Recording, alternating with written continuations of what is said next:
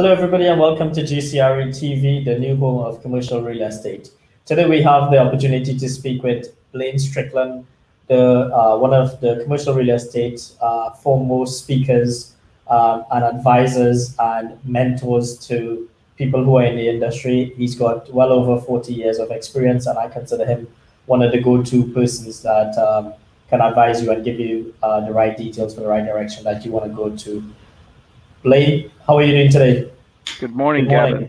Yeah, good morning. Thank you for having me. That's okay. A pleasure as always. It's a very early morning for you today, right? I think it's 7 a.m. where you are. Well, that's the magic of technology, that we can be on two separate continents and then see and hear each other so clearly. Exactly. Good. I'm one of those that, I'm terrible at early rising, but I work till the wee hours of the night sometimes. So, the time switch works really well for me because I get up late and then I can work really late. Well, as you can see, I'm in the world headquarters of HBS Resources here, so I didn't have to travel too far to get to my work this morning. That's good. So, Blaine, a little bit, I just wanted to do an interview with you today for the viewers to kind of get to know who you are. We introduce you as one of the go-to sort speakers, advisors / mentors. I would almost want to use the term the godfather, or one of the godfathers of the industry, over 40 years experience, person who knows anything and everything, and I've seen it probably all in the industry. So a little bit about yourself would be really good if you can introduce yourself. Okay, well, I'd be happy to provide that background. My father was an Air Force pilot, and so we moved around many times as I was growing up. He retired from the Air Force at age 44 and decided to go in the commercial real estate business. And we, at the time, were living in the Tampa Bay area. So I decided, as I was halfway through my college career, like, gosh, I never really thought about what I was going to be when I grew up, but now I guess I'll make that decision. So I transferred to the University of Florida back in the 70s, and because they had a real estate program, I stayed long enough to get an undergraduate and graduate degree there. So I've always been educated in the field. And then the first 10 years of my career were spent at CBRE, what's now called CBRE. It was just called Coldwell Banker in those days. So I was a producer and then a manager there. Two completely different assignments, both very interesting. Then I spent 10 years really trying to learn the development business. So I worked for very large commercial real estate development firms across Florida, worked on some large projects, exciting, diverse projects. Then I spent 10 years on my own front, which is I acted as a developer and a syndicator. I raised money for the projects that I developed. Of course, worked on some various transactions along the way. And then over the last 10 years, I've focused almost entirely on being a coach. And so today, my primary job is to work with top producing agents and agencies as they try to accelerate their business. Yeah. Along the way, because of my educational background, I had been invited to teach, and so I've had the benefit of teaching at several institutions, University of Florida, University of North Carolina, et cetera, as a real estate instructor. I also became a CCIM instructor. So through these 40 years, I've had a primary role, and then I'd say a secondary role, which is as an instructor. And so those two things come together in what I'm doing now, which is coaching based on my experience, all the things that I've done in the industry, as well as my formal technical understanding of the industry that flows through from my teaching. So I like to say this is the role that I've prepared for my whole life.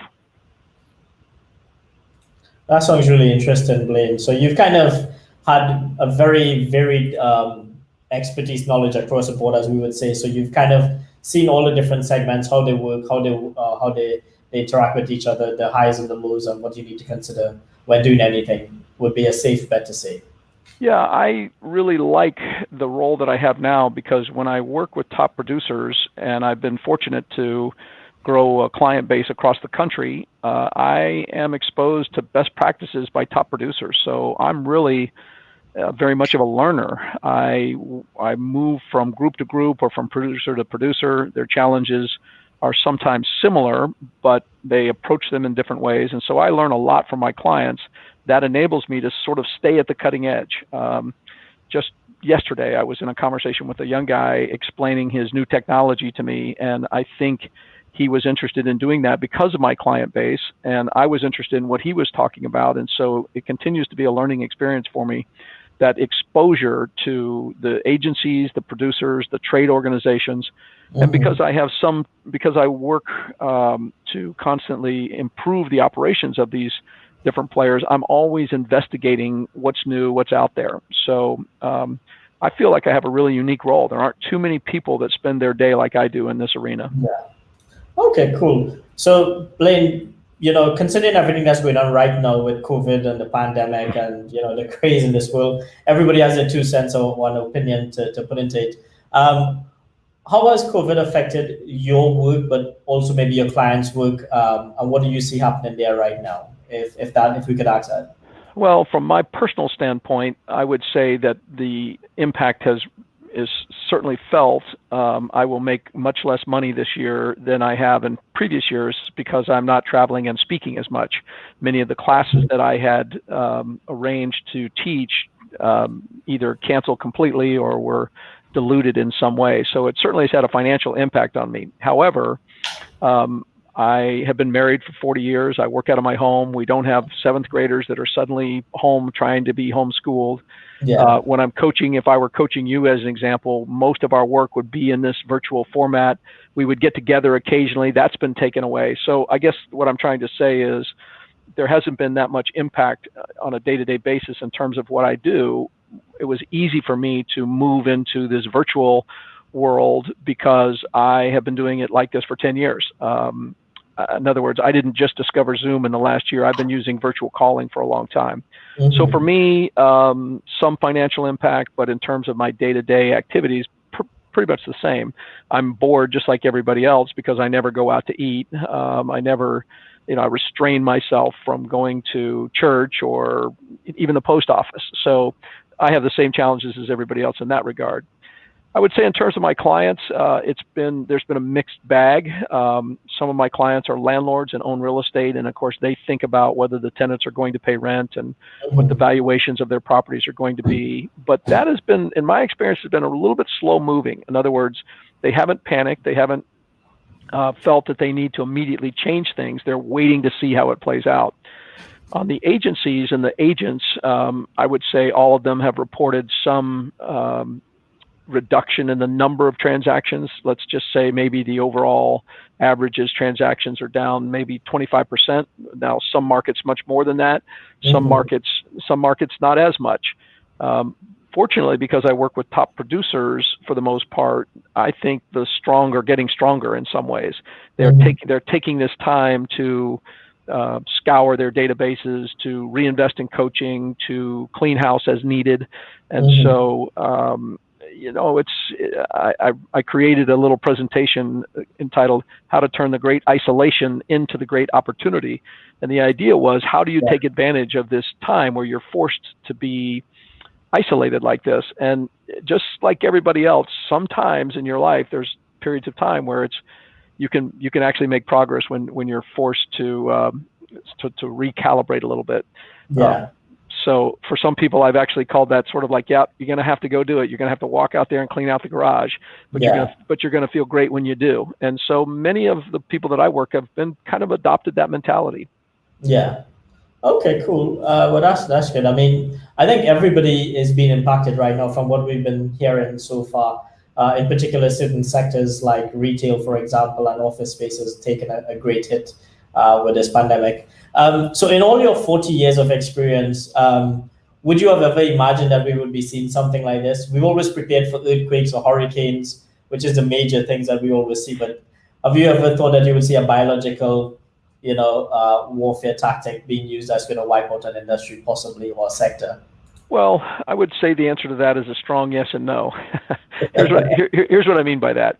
When I first started in the industry, the predominant wisdom was you have to have a year's worth of income saved up because the business itself is so dynamic. There's constantly goes and flows in a market system, in a capitalistic market system. There are goes and flows, and we've been through up cycles and down cycles. So my own son, 29 years old, who's in the business, has always understood that you must take a very conservative financial approach to being in this business where you live by commission only. So in some ways,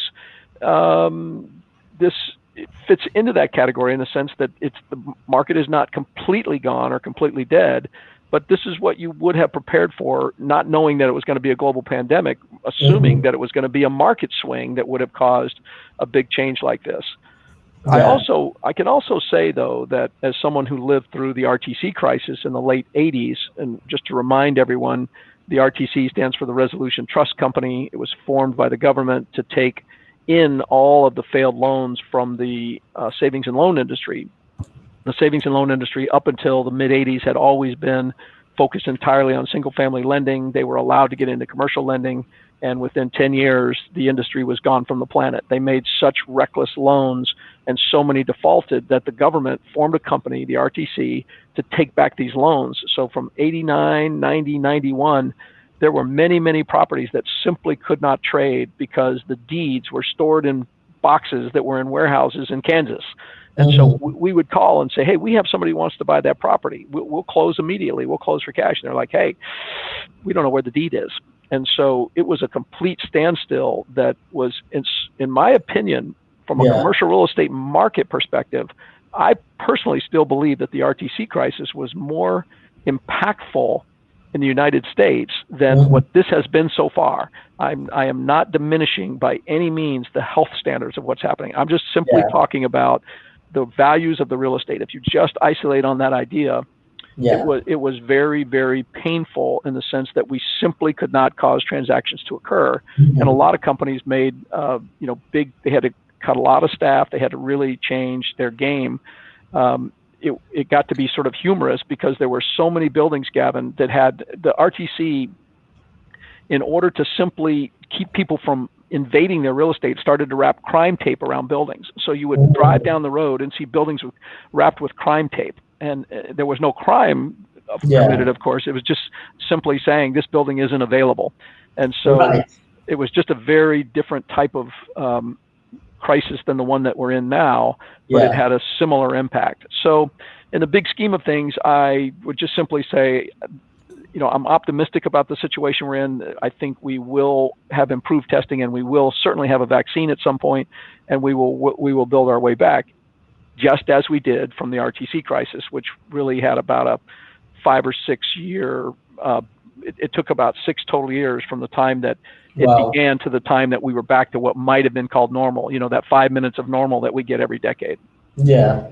Well, that's kind of before. Well, I wouldn't say it's before my time. I mean, I'm an 80s baby, but it's certainly I was still, as we would say, running around in diapers at that age, I would think.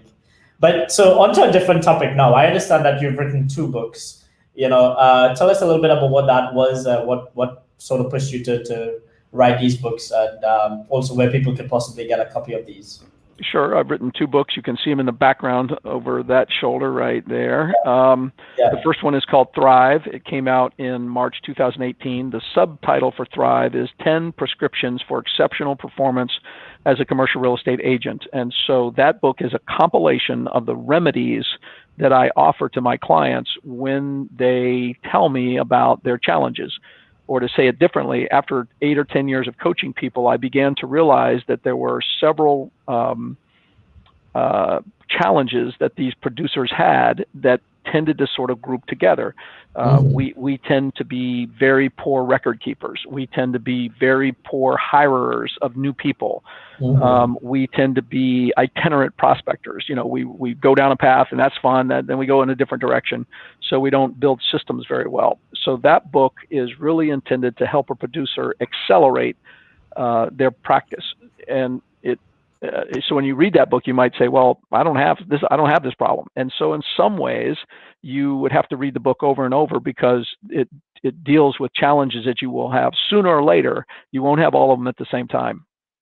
So that book got off to a great start. It was a bestseller relatively quickly, continues to sell very well 2.5 years later. It's available in audiobook, hardcover, and Kindle from Amazon. It's simply, if you type in Thrive, Blaine Strickland, you'll come to it. I wrote the sister book. It didn't start out to be the sister book, but it became that as I worked on it. It's called Adapt. Subtitle for Adapt is disruption is coming to commercial real estate. Are you ready? Mm-hmm. And the idea is that that book was published about 6 months ago. So the books are separated from early 2018 to early 2020. And the purpose of that book was for me to offer 9 ideas about the disruptive forces unique to our industry. So ADAPT does not address technological change. It does not address pandemics. It does not address economic cycles. It's not that I don't think those things will have impact on us. It's that they'll have global impact. In other words, it doesn't matter what you do, you'll have an autonomous vehicle. It doesn't matter if interest rates go to 10%, as an example, then that will affect any industry that you're in. So the forces that I address are ones that I think are unique to the industry. Commercial real estate brokerage is a very unusual demographic. The average age of a commercial real estate broker in the United States is 60 years old. And Wow. if you think about that, it's pretty hard to develop, other than sort of a senior housing complex. It would be pretty hard to assemble a group that has an average age of 60 years old. Yeah. The industry is led by 3 companies, CBRE, JLL, and Cushman Wakefield, which are all over 100 years old. So tell me another industry that's dominated by 3 companies that are over 100 years old. It's just very hard to be a 100-year-old company and to constantly adapt like that. So that's the purpose of that book. It's a trends book. It's a forecast book. It has also become a bestseller. Many people have bought both books. I've got a little tribe now, and it's been a lot of fun. I get called on a lot to talk about those topics. When I assemble the tribe for a webinar, lots of people come, lots of people have ideas. So it's really been great to be part of the conversation that these books have generated. Okay, that's cool. So where can someone get these books to buy apart from Amazon? Can they contact you directly as well? Sure. I have a website. It's hbs-resources.com, hbs-resources.com. And if you go to that website, then you can learn more about me. You can order the books there. And so I'm a self-fulfiller as well as Amazon. One of the reasons that you might go to the website is because there is a tab on the website called Resources, and there are 7 webinars there that are free for you to watch that address various chapters in these books. So if you wanted to sort of try before you buy, you could go to the hbs-resources.com website and watch videos that would give you some sense of what's in the books. Yeah. So for the people who are new to the industry, like the commercial real estate world, because it's becoming quite a big trend now, everybody's buying properties or investing in properties and stuff, and now people are looking at the commercial real estate world. In all your years of experience, the newbies, as we would call them, that's coming into the industry, that's just put money into an investment or something, or the class that they've invested in is in trouble, for example, like retail, what advice would you have for them from a 40-year veteran, but also an advisor and a mentor to the many masses in the industry? Like, what would you guide them, or what would you tell them if you had a message for them right now? Well, I think the single most important factor in a young person's, a newbie's success is their mentor. And so what I frequently tell people that are just entering the business, do whatever you can do to find a mentor. Do not focus on what your split is going to be in the first year, or whether you have a title that suits you. What you really care about is having someone that has been in the business, can show you the ropes, and probably most importantly, can get you into meetings that you wouldn't otherwise be in. If you're a junior person and I'm a senior person, and I say, hey, Gavin, come along with me, we're going to go to this meeting. You're going to be in a meeting with an appraiser, with a lender, with a principal, with a tenant, with a property manager that you wouldn't be in for years and years to come. So finding a mentor is very valuable.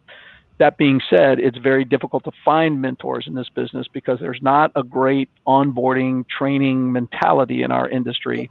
So there have been lots of people that have surfaced in terms of coaching or training. So there are many coaches and trainers in the commercial real estate world that have preset materials that you can buy, and that would be one way to do it. I'm a huge fan of the CCIM program. CCIM is a designation that you can earn. There's a series of classes that you take, and as you progressively pass those classes, you get an opportunity to sit for the comprehensive exam. I became, even though I had formal real estate education, I became a CCIM back in 1987. My son is a CCIM. He's 29 now. He's been a CCIM for 2 years. That is a great training program that is led by practitioners. So you are learning academic concepts, but you're learning how to apply them at street level. I think those are the kinds of things that you can do as a new person to get started. A lot of people, it's a little bit confusing because in some ways the barrier to entry is very low. Anyone with a real estate license can become a broker. So it seems like, wow, this is going to be easy, but the barrier to entrance is low, but the bar to success in the industry is very high. And so that is there's a lot of danger between entry and success.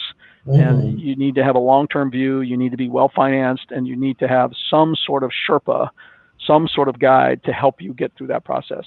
Yeah, that's true. I mean, like anything in life, when you know starting off something, it's good to find a mentor. Even us at GCRE TV, we have one of the industry mentors, which is Greg Dickerson from Dickerson International, who's a well-known figure in the industry. We also have a kind of a TV producer who's created award-winning TV shows and stuff like that, who's kind of given us some guidance. So I think any industry that you're in, if you started off new in the CRE world, as the professionals call it, you know, you want to get somebody who's there. You want to kind of go through an accreditation course where it gives you the guidelines for being successful.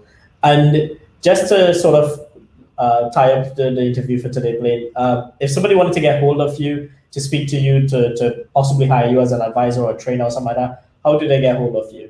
What's your contact details? Well, the easiest way to find me is through the website. And one more time, it's HBS. Those are my initials, HBS, and then a dash, not the word dash, a dash, resources.com. And when you go there, you will be able to send me an email. My email is blaine@hbs-resources.com. My phone number is there. There are several buttons on the website where you can click on and ask me a question or download an assessment. I offer a one-page quick assessment of how you're doing that will enable you to maybe specify what we would talk about. So that's the easy way to get in touch with me. I'm very visible on LinkedIn. You'll find me there. So I'm easy to find. I'm a one-man show. So if the phone gets answered, then it'll be me. All right. Okay, good. Well, Blaine, it was really lovely having you on the show today. We look forward to doing some more shows with you. This is kind of, it's kind of a general topic. We want to just have a chat with you today, get the audience to kind of go know a little bit about who you are, what it is you do, and get you, to become a celebrity eventually one day through the GCRE network. So thank you for your time. We really appreciate it, and we look forward to having you again one day on the show.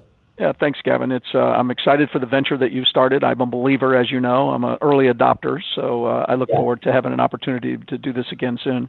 Okay, then. Thanks a lot, Blaine. I'll speak to you soon. Thank you. Cheers. Bye.